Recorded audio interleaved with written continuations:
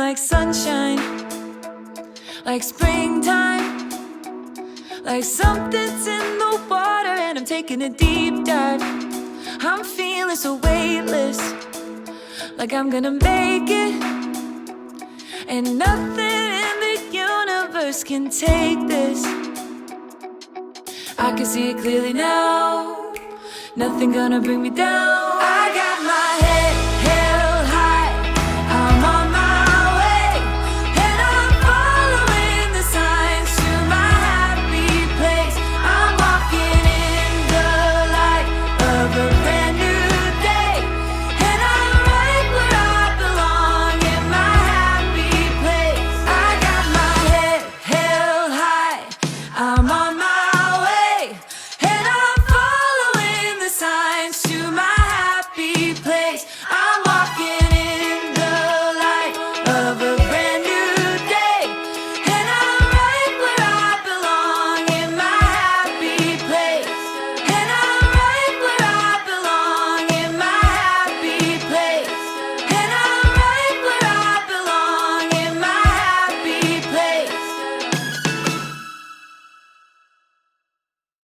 Welcome to the National University of Singapore, Yong Lu Lin School of Medicine's Healthy Longevity webinar. This is the third in a series on aging biomarkers, and I'm excited to have Morgan Levine, who's rapidly becoming a leader in this field, and she'll tell us her thoughts on this subject. As you know, this is, I told you last week, I'm now in quarantine. This is my second week in quarantine in Singapore after coming back from the States. So this is my lovely hotel room again. And, you know, things have changed a bit. I've got my friends sending me great food and wines from Bordeaux. I've got my exercise bike now. And so I'm pretty well adapted. I'm thinking about asking if I can extend the quarantine period longer because it's so much fun. Before we start with Morgan, I've asked another postdoc in my lab, David Fan, to give you an update on a recent paper in the aging field. He'll be talking about the mechanistic effects of exercise. Hello, my name is David, a research fellow in Professor Brian Kennedy's laboratory at the Centre for Healthy Longevity in Singapore. As Professor Kennedy mentioned, today I'll be talking about one of the latest and exciting findings in aging research. In particular, a paper by Sol Valaitis group from the University of California, which was published in the journal Science last year in 2020, which essentially investigated whether brain aging can be reversed or even delayed through systemic interventions such as exercise. Now, there are a lot of information out there that have shown that exercise is good for the brain through a number of different mechanisms, such as increasing the release of hormones into the brain, which increases the connections and even the number of brain cells. But the cool and unique thing about this particular paper was that these scientists were able to demonstrate for the very first time that the beneficial effects of exercise can be transferred in the blood and have positive effects in the aging brain. Now, the way these particular scientists proved this was by taking the blood from mice that exercised for 6 weeks and injecting it into old sedentary mice over a period of 3 weeks. And what they found was truly remarkable. They were able to show for the very first time that when you injected exercised blood into old sedentary mice, you were able to see an increased number of neurons in a particular part of the brain called the hippocampus, which is responsible for learning and memory formation, and consequently an improvement in cognition in these old sedentary mice, which is what they saw. So you're probably wondering to yourself, what's so special about this exercise blood that's producing all these beneficial effects in the aging brain? Well, to answer this particular question, what the scientists did was that they screened the exercise blood to try and find out what was inside it that was producing all these beneficial effects. And what they found was an increased level of a particular enzyme called GPLD1, which is produced by the liver and released into the bloodstream during exercise in mature and aged mice.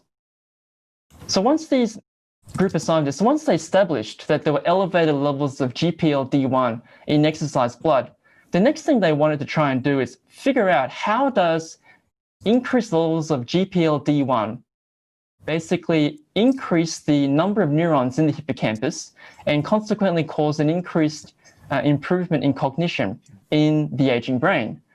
Well, it appears from the study that GPL-D1 mediates its beneficial effects in the brain by activating a number of, by decreasing the activation of a number of pathways. In particular, the urokinase plasminogen activator system and its consequent downstream pathways involved in blood coagulation and the complement system in the peripheral circulation, but not in the brain directly, as GPL-D1 is unable to cross the blood-brain barrier and enter the brain tissue. So this suggests that the beneficial effects of GPL-D1 on the hippocampus may involve other intermediate blood factors that are released from other peripheral organs, which are capable of entering the brain and acting directly on the hippocampus itself. However, the precise molecular and cellular mechanisms responsible for these effects remains to be fully determined. So in summary, what the study was able to show for the very first time is that the beneficial effects of exercise can actually be transferred through the blood via an enzyme called GPL-D1, which is released by the liver into the bloodstream to improve memory and cognition in the aging brain. So in the future, could exercise blood be intravenously injected in elderly humans to improve memory and cognition in the aging brain? Or could GPL-D1 be isolated and be synthetically produced into a pill to have the same benefits as exercise? Who knows? I guess we'll have to wait and see and find out. Well, that's all from me, ladies and gentlemen. Thank you very much for your attention. Over to you, Brian. So as I said, I'm very excited to introduce Morgan Levine. She's an assistant professor in the Department of Pathology at the Yale School of Medicine, and also a member of the combined program in biology and bioinformatics, and finally, a member of the Yale Center for Research on Aging. Her talk is going to be about deconstructing the epigenetic clock, and I'm really excited to hear what she has to say. Over to you, Morgan. Thank you so much, Brian. I'm really excited to be here and talk about some of the work we're starting in my lab. So as Brian mentioned today, I'm going to talk about our work on trying to deconstruct the epigenetic aging clock. And before I kind of jump into that, I want to just kind of go over two basic terms that I like to distinguish. So how do we think of what age is or what aging is? So a lot of people think of chronological age, which is just the time in years, months, days since you were born. And actually, this type of aging has a positive connotation, right? It's filled with experiences, time with our loved ones, but that is contrasted against something we refer to as biological aging. So this is the type of aging we actually want to intervene in. And this is basically an estimate of the robustness of your system, it confers your morbidity and mortality risk.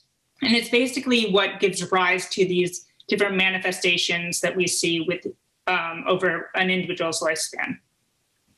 So in being able to actually quantify biological aging in contrast to chronological aging, this actually has implications for a number of things in aging research. So number one, it actually gives us meaningful clinical endpoints that we can use. So in human clinical trials, it's really difficult to follow people for decades to see if you can extend lifespan or even look at delaying disease. But if you can actually measure biological age, and that has some implications for morbidity and mortality risk, these can be used to shorten the time an intervention needs to run.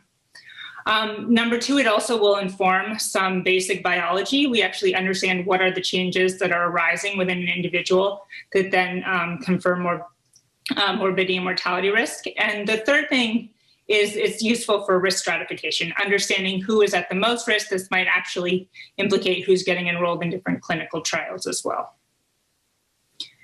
So the way that we are measuring biological age is using a measure called DNA methylation. So this is a type of epigenetic modification. It plays a major role in a number of cellular processes from differentiation, transcription, and replication.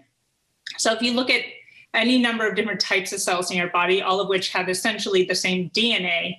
What gives rise to the different phenotypes that we see is actually epigenetics, and DNA methylation is playing a major role in this.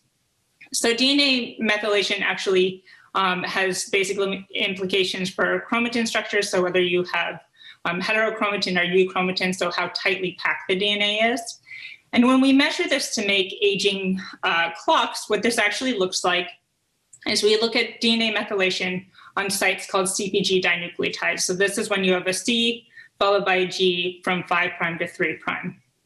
So what we'll actually do is measure the percentage of methylation in a given sample, whether it's a blood sample or a tissue sample. And then we can compare across different sites how those change as a function of age. So for instance, in this very first site, perhaps an individual who's 20 years old will have 90% methylation at that site. Whereas an individual who's 80, this will drop to 60%. You could also have the opposite effect, where for a younger individual, let's say on average 20 years old, will have 5% methylation at this other site, and an 80-year-old will increase in methylation. They become hypermethylated with 45%. And most of these we see what's called regression towards the mean. So ones that start with low methylation increase, ones that start with high will decrease. But we also see some where you have moderate methylation in young individuals that becomes really hypomethylated with aging. So a number of different epigenetic clocks have been developed. There's actually over a dozen that have been developed since the first one in 2011 by Bachland et al. And these epigenetic clocks are really powerful age predictors. So basically they aggregate information across hundreds to thousands of these CpG sites. And from those, we can actually get a weighted average to produce what we call your epigenetic age, which we can plot against chronological age. And as you can see here, it's a really good age predictor. The other interesting thing, though, is that actually the deviation, so what someone might call the error in our age prediction, actually seems to be biologically meaningful. So what we can do is see kind of how far an individual is off this fitted line. And the higher you are, on average, the more you are at risk for things like all-cause mortality, cancer, heart disease, Alzheimer's disease. However, even though there's been dozens of these epigenetic clocks, and this work has been ongoing for about a decade now, there are some things that need to be overcome in this field. So number one is that the different clocks don't seem to be capturing the same signals. They map on differently to different outcomes. Some are better at predicting certain outcomes. Some are better at predicting others. They look different when you compare them across different tissue types. And there's really no concept of the mechanistic causes of DNA methylation changes or the pathways that actually link these to downstream health outcomes. So we know your epigenetic age has implications for your future health risks, but why? We have no way to kind of connect those two variables together. And there's also really poor demonstration of the modifiability of these and whether that actually has implications for health. So even if I were to run an intervention that showed I could decrease someone's epigenetic age, we still don't know whether that will actually confer a change in the risk of morbidity or mortality or whatever the outcome of interest is. So these are really critical things that my lab is really interested in kind of moving forward in the field. So one hypothesis that's kind of driving this work is that we actually think epigenetic clocks are actually aggregate or composite measures of a lot of different changes. So there's many age-related changes that are being coded at the level of the methylome. And really what the epigenetic clocks do so well is combine these to get an overall estimate of someone's epigenetic aging.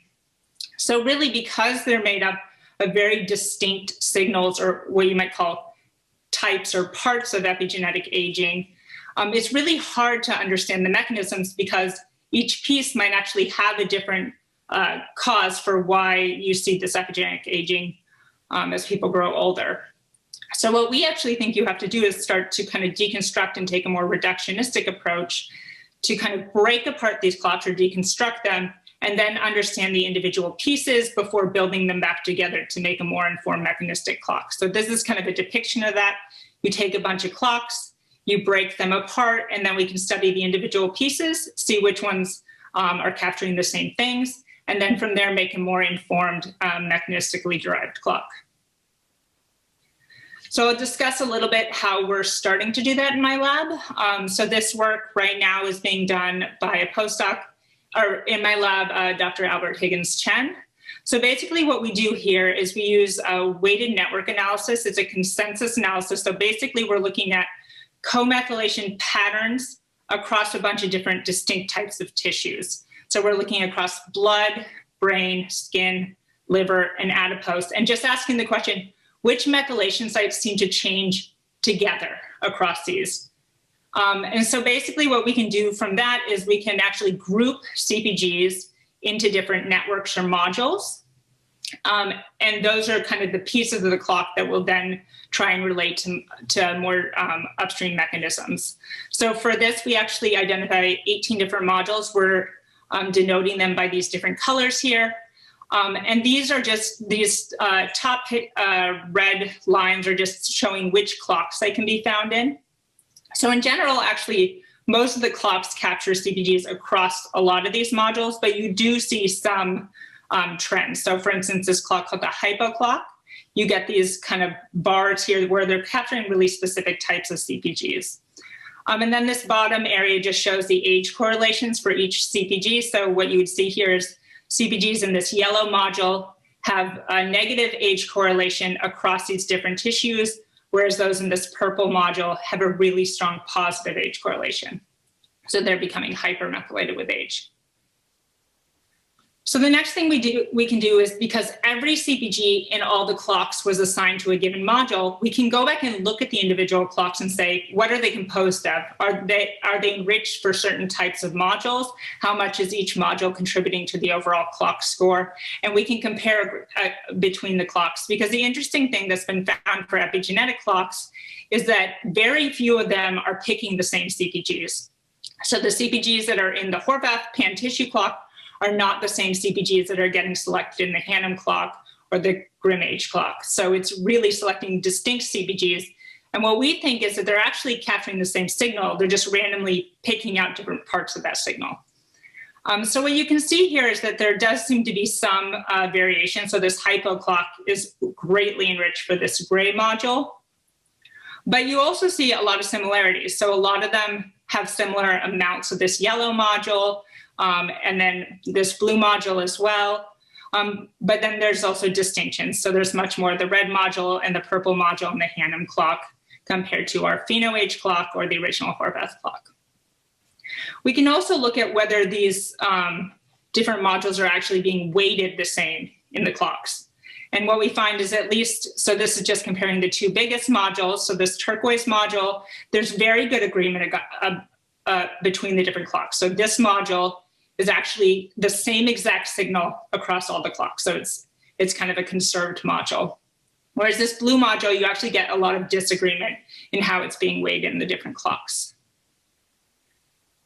So next, we can actually make module-specific scores. So instead of looking at the clocks themselves, we can actually combine this information to make a score for the blue module or the turquoise module. And what this is showing is these modules plotted against chronological age for both blood and brain. And there's a few things that you can actually see from this graph. So there's some modules, for instance, this red module, where you get very little difference between blood or brain. They're actually predicted to be the same age. Whereas this green-yellow module, or this yellow module, is where you get huge tissue differences between blood and brain. And for the yellow module, it seems like the age correlation is much stronger in blood, and it's really flattened out in brain. But most of these actually have pretty strong age correlations across both. So we can actually also look at data from in vitro experiments to try and map these onto more cellular mechanisms. So for this, we had data from human fibroblasts, and these were serially passaged to 28 passages at which they reach replicative senescence. And there are 3 modules where we see a very steady increase in epigenetic age as a function of passaging. But the other modules do not show this. So this is very specific to these modules. So the blue module, this green-yellow module, which was the one that showed very distinct differences between blood and brain, which makes sense because blood is much more mitotically active. And then also this pink module. We also looked as a function of oncogene activation. So this is using HRAS and in the same human fibroblasts. And for this green-yellow one comes up again. But we also see distinction between the purple and the turquoise module. So you get epigenetic age acceleration for these two modules as a function of oncogene activation. We've also looked a little bit in cancer. We're really interested in whether the epigenetic aging patterns that distinguish tumor versus normal tissue are similar to what we see in aging. And what you can see is for some modules, it actually is. So for these top modules, the green, yellow again, which comes up magenta, black, turquoise, gray, yellow, and purple, you actually get increased epigenetic age for the tumor versus normal tissue across these 5 tissue types. So breast, colon, lung, pancreas, and thyroid. However, you also have 3 modules where you actually get the opposite effect, where they actually say that the tumor looks younger than the normal tissue. So this would be the green, brown, and tan modules. Finally, something that my lab is actually really interested in is epigenetic reprogramming. So this is where you can actually use Yamanaka factors, where you have expression of these factors. They can actually reprogram somatic cells back to dedifferentiated or induced pluripotent stem cells.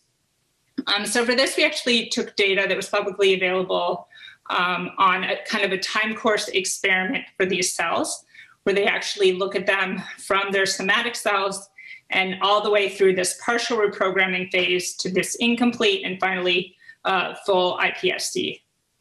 And what you can see is actually very different behavior in terms of these different modules. So people have reported that the epigenetic clocks overall do respond to epigenetic reprogramming, and actually you can convert, like when you convert a somatic cell to iPSC, you actually get reversion of the epigenetic age pattern. But what we're finding is that it's really driven by just a few of these modules, and you're not actually getting an eraser or a decrease across the entire epigenetic clock. But it really seems to be kind of this blue module with a few others that seem to show this effect. And we also found this, again, in a different data set. So actually this image on the left is from this published paper by Vittorio Sebastiano, where they actually looked in 2 different cell types and did this transient reprogramming. So not a full dedifferentiation of these cells, but just to kind of rewind or rejuvenate these cells.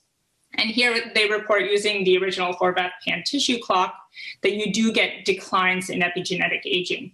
But when we went back and actually looked at this, we found that it's actually completely driven just by one of these modules. So in this case, it's this blue module, and that actually you are not getting complete reverse, or you're not getting deceleration of the epigenetic age clock across these other modules. It actually seems pretty stable, and it's just really being driven by this one module. So the other thing that's important to answer is whether the same ones that are actually responsive to interventions like reprogramming, the ones that matter for health. Because the idea is if we reprogram cells, but then that actually has very little implication for morbidity and mortality risk, then it's not really that useful. So what we did is we took data from the Framingham Heart Study, and we calculated these different modules in blood, and then we had follow-up mortality data for about 20 years. And so what we can actually see is that not all these modules are mapping onto mortality risk the same. And actually, again, this blue module, which we were excited to see because that is the one that's responsive to epigenetic reprogramming, is the one that seems to be associated with all-cause mortality risk. So a 1 standard deviation increase in this module is associated with about 60% increased risk of all-cause mortality. And similarly, we also see this with the yellow module, which was another one of the ones, at least in the time series data, that did seem to respond to the reprogramming. So in conclusion, supervised machine learning applications can actually develop really powerful epigenetic clocks. These are really great age predictors, and the variance does seem to also have some biological implications for either all-cause mortality risk or disease risk. But we really think that if the goal is not necessarily prediction, but actually to understand the causes or the consequences that link these to health outcomes, you actually need to deconstruct these and study the individual pieces of them. So what we did here is we used a different network analysis approach and ensemble learning approaches to identify unique signals that are really underlying these different epigenetic clocks. What we found was that some of these signals captured specific cellular processes. For instance, we found that in replicative senescence, the blue module, the pink module, and the green-yellow module were accelerated, whereas with oncogene-induced senescence, we actually found the green-yellow, the purple, and the turquoise were increased. Some of them were related to mortality risk, specifically the blue and the yellow module, and some of them are more responsive to interventions like partial reprogramming, and in this case, we found that for the blue module. So we really think the blue module is actually a really exciting module to us that we think deserves more experimental validation because it's predictive of mortality, at least in blood, accelerated by passaging, and shows potential reprogramming effects. And with that, I want to acknowledge the current members of my lab and also my collaborators at Yale and elsewhere, and my funding from NIA and the Glenn Foundation. Thank you. Thanks a lot, Morgan. That's really exciting. You know, I think that I've been trying to get people to really address, you know, the mechanistic aspects of these clocks for a long time. And it's great to see that you're trying to dig into this. I think there's a lot to be learned from that approach. Can I take a step back and ask a more general question? Because I'm still trying to figure out why methylation. And one way I asked this question, I asked Steve last week, was, you know, could we get a same aging clock from transcriptomics or some other kind of epigenetic change or proteomics? Is there something special about methylation? So I'll ask you as well. Yeah, so I think, you know, people are definitely showing that you can make very powerful proteomic clocks, and also even the transcriptomic clocks, although the original ones weren't that, didn't seem that robust, the newer ones are proving to be actually fairly good age measures. The thing that I find really interesting about DNA methylation versus at least those two examples is that you apply the exact same equation and use the exact same sites regardless of tissue type or cell type that you're looking at. So if you were to make a proteomic clock, you might have a different one for plasma proteins as you would for brain protein, or same thing with ones built off RNA-seq. So it really seems to be much more tissue specific.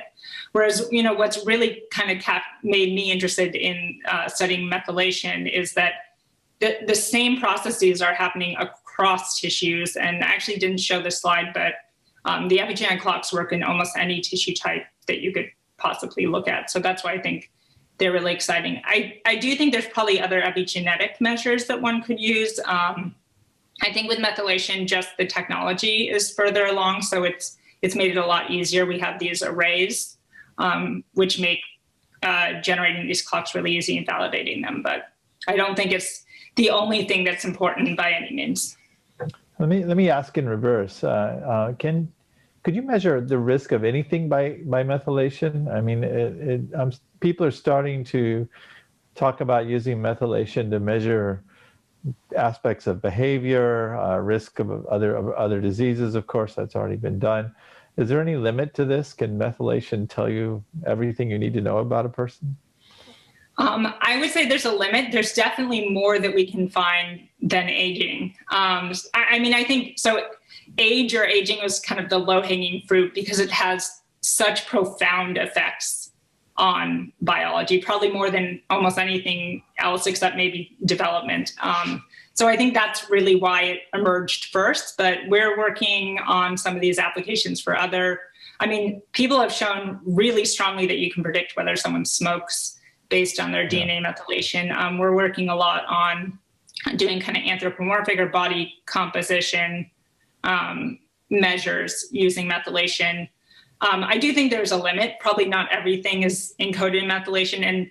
And the other thing is, even though epigenetic clocks can be applied to essentially any tissue, what each tissue will tell you about given outcomes is going to vary. So whether your epigenetic age in your blood is going to actually inform that much about your Alzheimer's disease risk might be different than actually measuring epigenetic age in brain. So I think that's kind of the potential hurdle is, you only have available or easily accessible tissues. So what can you actually capture in the blood or saliva or buccal? You mentioned that a lot of the methylation sites regress to the mean with age, but that there's some that don't. And that made me think that, the regression to the mean may just be a sort of a loss of regulatory control. But the ones that go in odd directions may be the most interesting ones. Is that a reasonable way to think about it? Yeah, so we've become really interested in the ones that don't show this kind of regression towards the mean change, because you would expect if there's just kind of random errors or entropic drift that they would all regress towards the mean. But the ones that don't, we actually think are maybe compensatory or some actual programmatic change.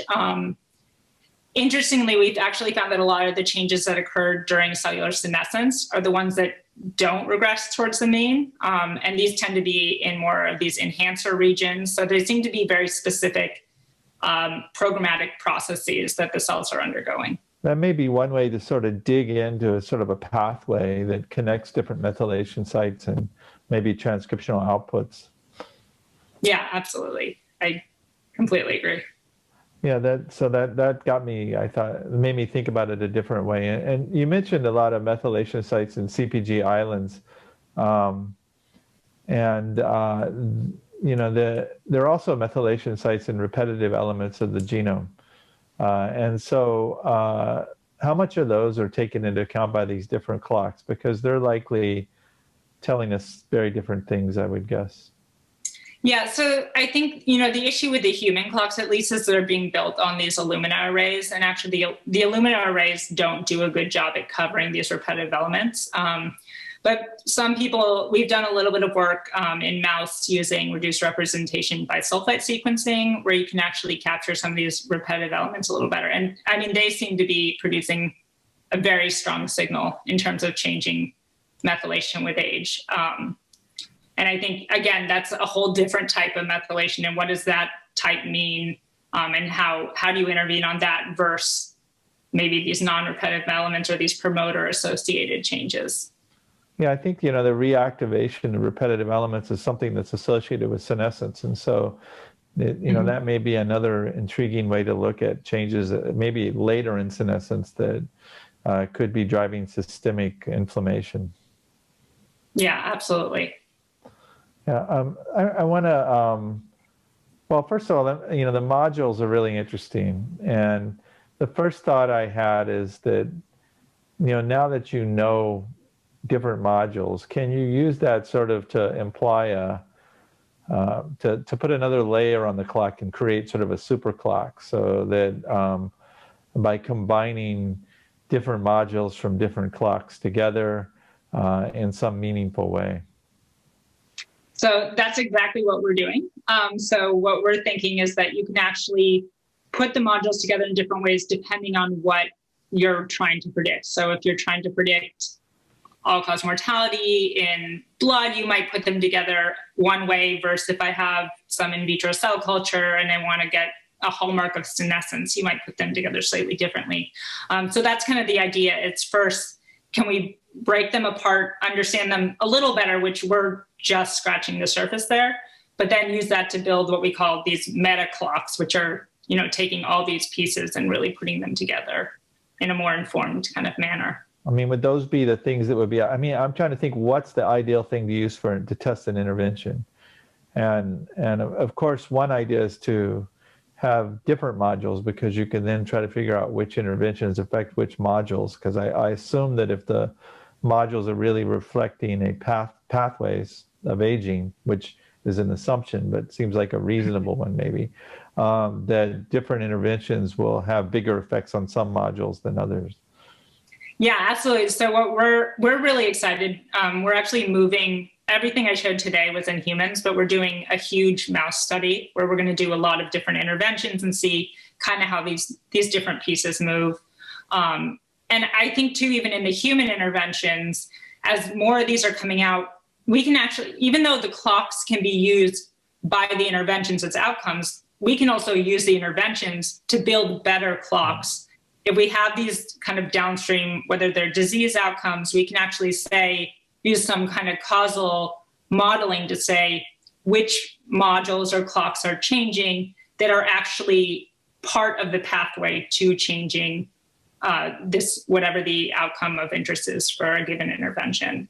Yeah, I think that's the real power in the aging field right now, is that the interventions mostly came from one direction in aging research, and the clocks came from a completely different direction.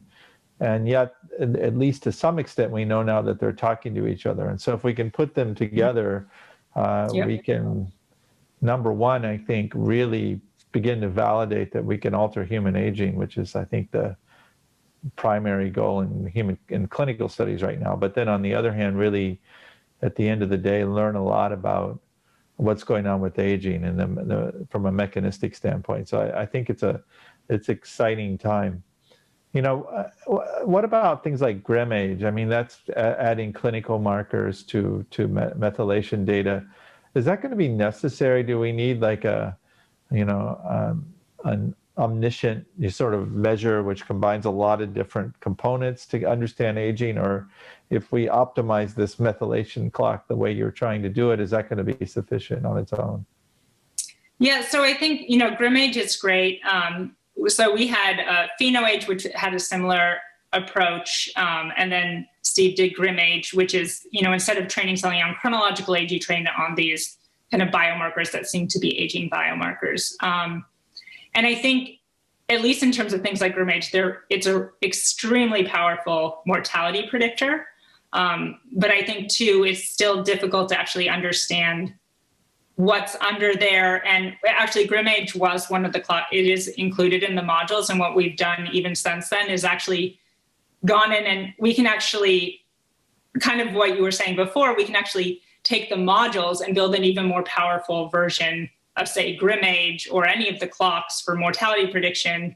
And we actually, the difference is we don't include things like age. So grim age includes measured chronological age in the estimation. So we can actually do that without needing to do that, because the other pieces of the clocks actually capture enough of that signal on their own. Yeah, that's what I was wondering. And, you know, the errors on these clocks are getting really small, or the deviation, let's call it.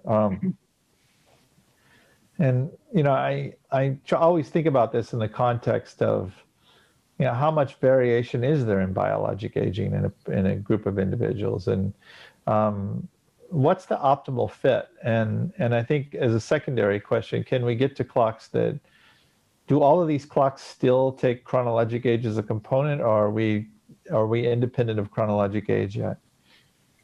Yeah, so I mean, I'm actually in the camp who I think we're getting too good fits to chronological age with a lot of the new clocks coming out. And I think that should not be a goal of when it comes to building an epigenetic clock. It seems like everyone is trying to say, oh, well, my mean error is smaller for predicting chronological age. But if you just look at kind of differences in lifespan among people in a given, you know, birth cohort, you're going to expect significant variation. Yeah. So what we always look for is actually that we want to see the variance increase also as a function of age, because we would think people would start more similarly and then kind of drift apart as if they're actually aging at different rates. They're not just starting at different levels and moving similarly. So we actually don't want very good chronological age predictions at the older ages. And I think a number of people have also shown in other labs that actually the closer you can predict chronological age, the worse those actually end up being for predicting anything like morbidity or mortality. So yeah, I mean, we already have passports to do that. You know, what we really want to understand is biologic age. I think that, you know, what does it mean if you're overfit? I mean, try to explain that to me. What are you measuring then? Yeah, I mean, so the way I've tried to think a lot about this and actually understanding this, I think what it's actually doing is even it's taking the things that do differentiate people the same age and actually just inverting that. So it actually is correcting for the biologically meaningful information, I think. And we actually kind of see that coming up in the modules because we can see complete negative correlations, let's say between the blue module for one clock and the blue module for another. And we know that one of them is really tightly fit to chronological age. So what we actually think is that that clock has reversed that part of itself to actually correct for variance within people, if that makes sense. Maybe that's telling us new interventions. Yeah, exactly.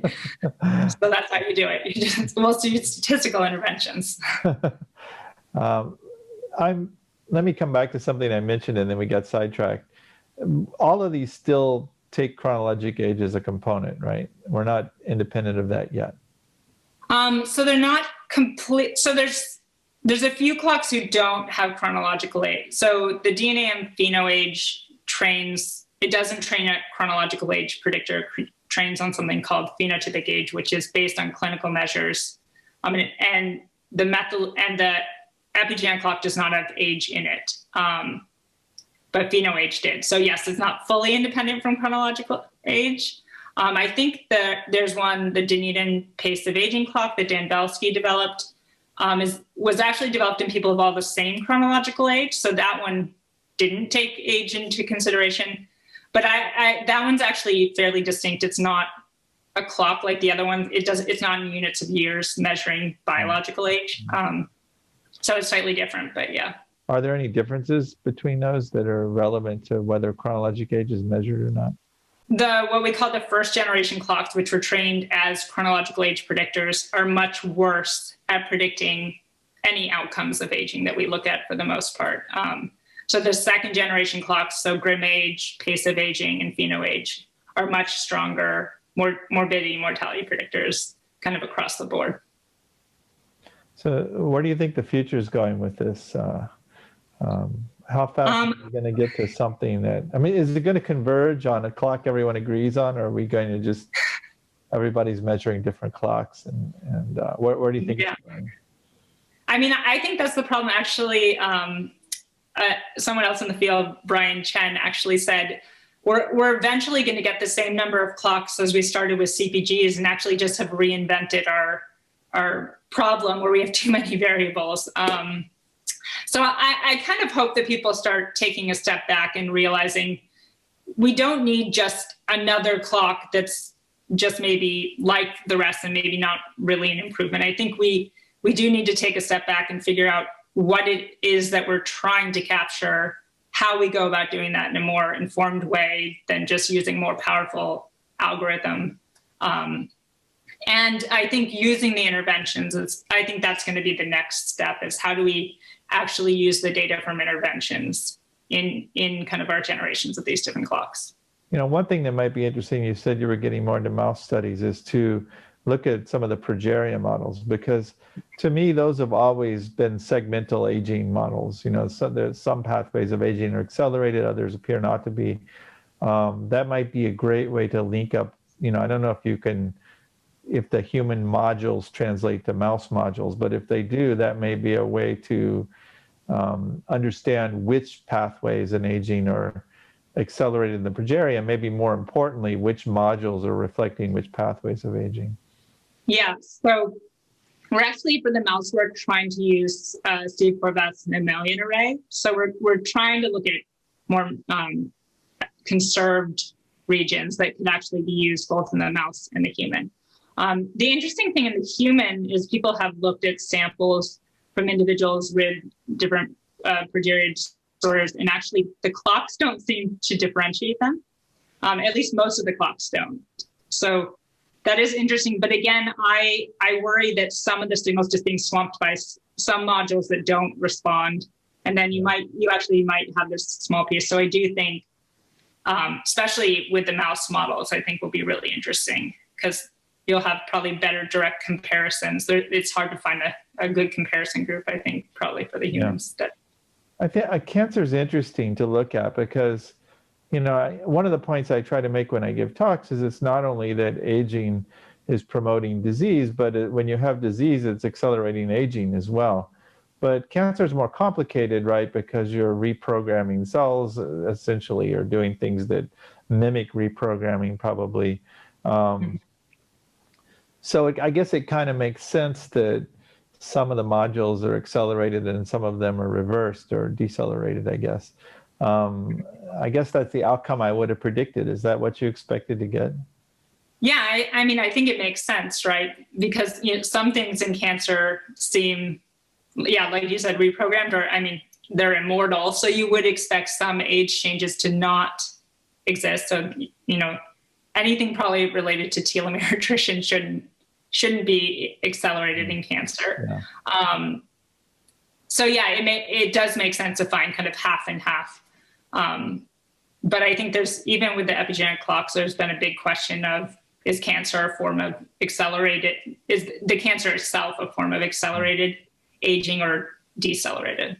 In a way, I think that some of the other diseases of aging may be really interesting there, because any metabolic disease is probably accelerating systemic aging, and anything to do with inflammation, inflammatory bowel disease might be a good example. I wonder whether it would be worth, I mean, the difference is you don't have the tumor versus the normal to compare, I guess, in that setting.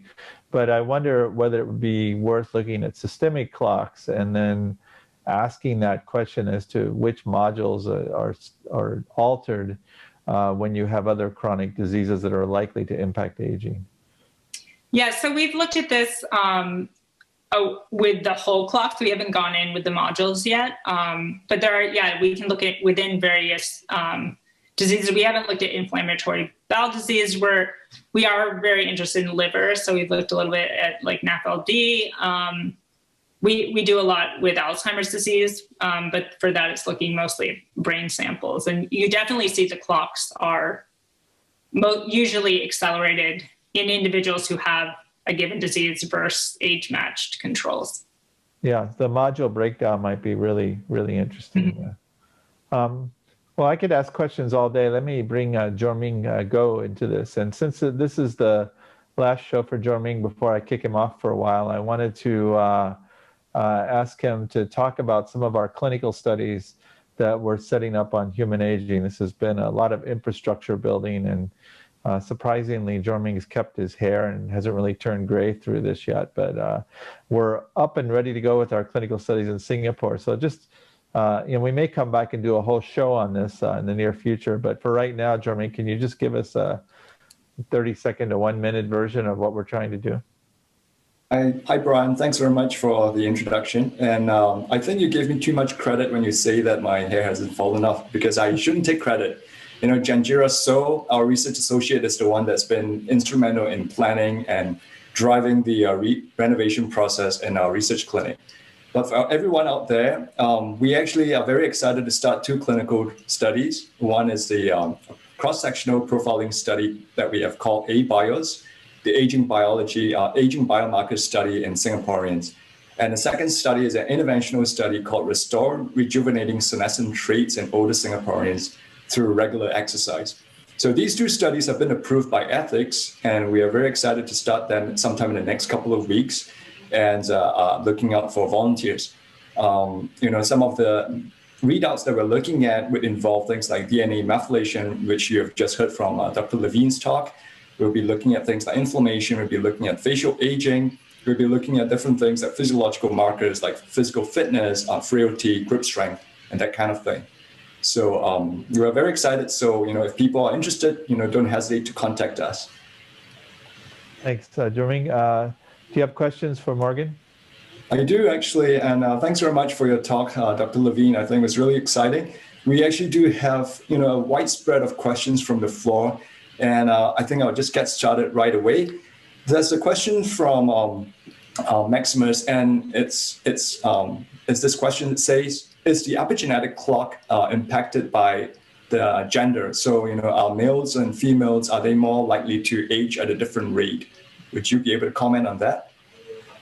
Yeah, so in general, we find for most of the epigenetic clocks that females, as predicted, look epigenetically younger than males. We actually haven't looked necessarily at rate, which would be an interesting thing to see if, at which point are they younger, and are they diverging over time, or are they just set younger to begin with? We haven't looked specifically at the modules in terms of sex differences, but yeah, I think it's a really interesting thing, and it does seem to map on to kind of differences in life expectancy between the sexes. It might also be really interesting to look right around menopause and how modules are affected by menopause, because that there might be some modules that are really dramatically altered in that context. So actually, when I was in Steve Horvath's lab X number of years ago, we did a paper on epigenetic aging in menopause, and we do find at least the clocks seem to be accelerated by menopause. So yeah, I think going back to that data, I think would be really interesting. Yeah, X number of years, when I say that, it means like 20. And when Morgan says that, it means like 5 or so, right? I didn't want to actually try and figure it out in my head what it was. Probably was 5. All right, so following along the same track, there's this question from Jacinda. Okay, the question is, twins are genetically similar, and have you studied the genetic clock between twins? And are there similarities or differences between them? So we haven't done twins. I know there's a number of people who are doing twins. We've used SNP data to try and estimate heritability from non-related individuals, which gets kind of at this. I think our estimates are around 25% of the epigenetic clock is heritable. Interestingly, as a aside, actually the first epigenetic clock was discovered by studying twins. And actually they were originally looking at discordance for sexual orientation, and then found, oh wait, age is a much better signal in the epigenetic data. And that's kind of how epigenetic clocks came to be. Yeah, as another aside, I just saw this. I haven't actually looked at the paper yet, but I just saw this report that identical twins are not as identical as we thought. I don't know if you saw that. It was a study, I think, from Iceland data that, I hope I'm right there, that looked at DNA mutations and found that there were anywhere from 3 or 4 to 100 different mutations that happened early enough during development that they were prevalent in the majority of the cells in identical twins. And so I'm skeptical as to how much of an effect that really has, but it's really interesting that, I guess it's not surprising, but I never thought of that before. So. Yeah, I haven't seen that, but that sounds... Yeah, well, mutations happen, right? So, yeah. Right, so still staying with populations, another question is, have you compared epigenetic age between people with chronic disease versus people that are healthy and that are age matched? Have there been studies that have been looking at that using the methylation clock, for instance? Yeah, so we've looked at a number of diseases, both in terms of kind of cross-sectional prevalence, so people with the disease, whether they're epigenetically older or younger. And I can say with the DNA and phenoclock that we developed in 2018, we find increased epigenetic age for people with cardiovascular disease, diabetes, I think COPD, cancer. But we also find that it's even predictive of future risk of any of these diseases. So it's predictive among women who don't have breast cancer at baseline.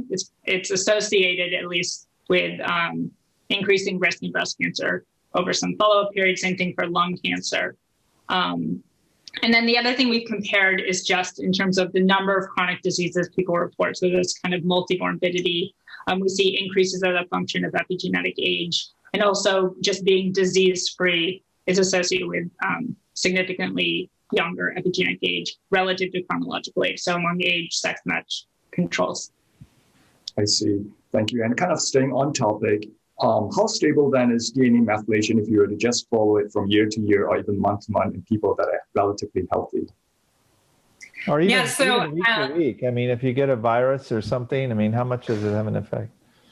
Yeah, so year to year, it's, it on average across everyone, it'll go up by about a year. So that seems to be the case on average. And we've compared with kind of how people rank 1 year versus how they rank actually 9 years later. And I think it's correlated like 0.8. So it's pretty, at least that is pretty stable. That being said, actually about a year and a half ago, I found out that the epigenetic clocks actually are have a lot of technical noise in them. So if I were to take a sample from you and measure it 5 times, for some of these clocks, I actually might get a 5 or 7 year age difference between some of these measures. So we actually have a paper currently that we're trying to we've developed another method that actually gets rid of this variability, where at least I would get everything within 1 year of each other. And this has been kind of important as these clocks are, if they're going to be used in clinical trials or more at this kind of N of 1 level, you need to make sure that you actually have really good reliability. But yeah, good question. So it's kind of staying on topic with clinical interventions. From your experience, do you think short-term interventions like 2 to 3 months, can it be possible to change or to actually detect epigenetic changes after the intervention? I think it, of course, will depend on the intervention. I don't think it's impossible. So I have a paper not using an epigenetic clock, but actually using a clinical-based biological age measure that was like the one we used to develop DNA and phenoage. And for that, we actually did, this is in collaboration with Walter Longo, where we did a dietary intervention over a very short period of time. I believe it's 5 months. And we do see significant drops in people's biological age using that measure. So whether you'll capture it with the epigenetic clocks remains to be seen, but I'm optimistic. People may know a little bit about Walter's work. He works predominantly on fasting. We had him on a show recently, and I have to say it was the most watched show we've done. So I continue to be amazed at how people are interested in fasting. I didn't think that would go over well as an intervention, but it's people are trying it. So it's exciting to hear that it's affecting methylation.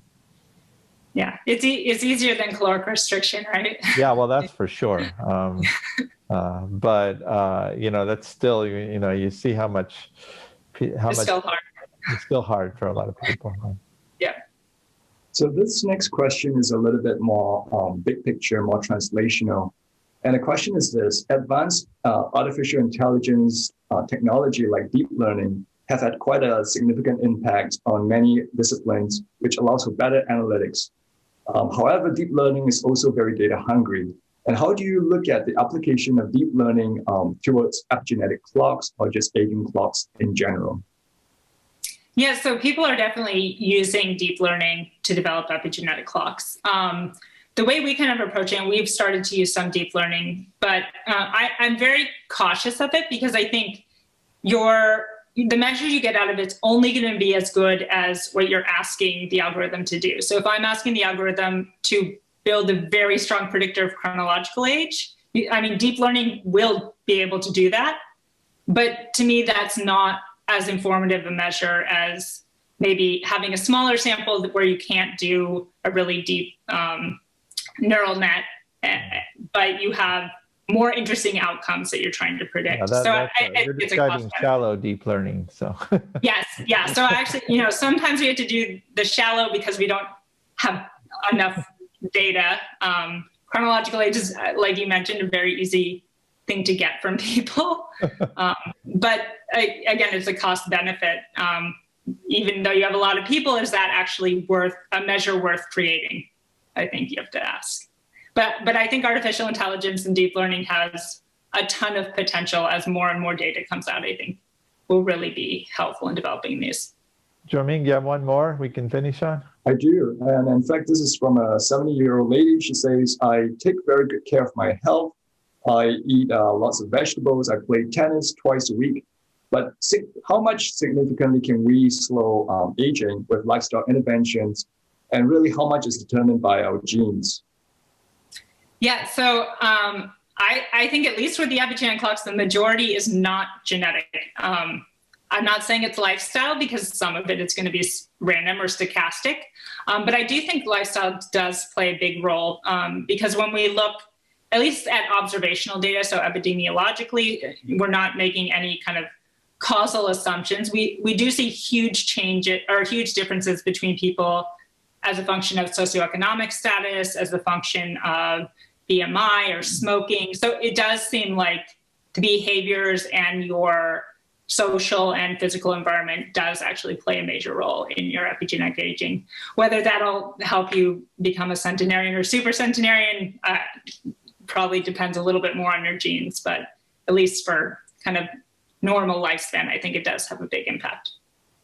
Well, thank you, Jorming, and thanks, Morgan. I think that'll be really informative for the listeners. Well, maybe we'll just sign you up for once a month. Are you okay with that? If my Wi-Fi is good. So I want to just remind our listeners that the chat room will be open after this, and to please register for future shows. The next show will be Alex Javrankov, who's the CEO of In Silico Medicine, who'll be talking a little bit about biomarkers and also a little bit about the private sector side of longevity. So that should be interesting. We're going to bring Max back for that because he's really interested in company development and he's such a good singer. Before I leave you and go back to enjoying the last few days of my quarantine, I want to introduce you to one of the great athletes of our time that you probably don't even know. Her name is Julia Hurricane Hawkins. Thanks for listening and see you next week.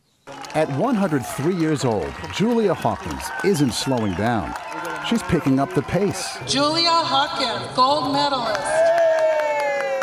During this week's National Senior Games in Albuquerque, New Mexico, Hurricane Hawkins, as she's known, won gold in both the 50 and 100-meter races. That's not all. The sprinter set a new USA track and field record as the oldest woman to compete on an American track. I hope I'm inspiring them to be healthy and to realize you can still be doing it at this kind of an age. Hawkins is no stranger to breaking records. She started her running career at age 100 and quickly racked up 3 world records by 102, including in the 100-meter dash.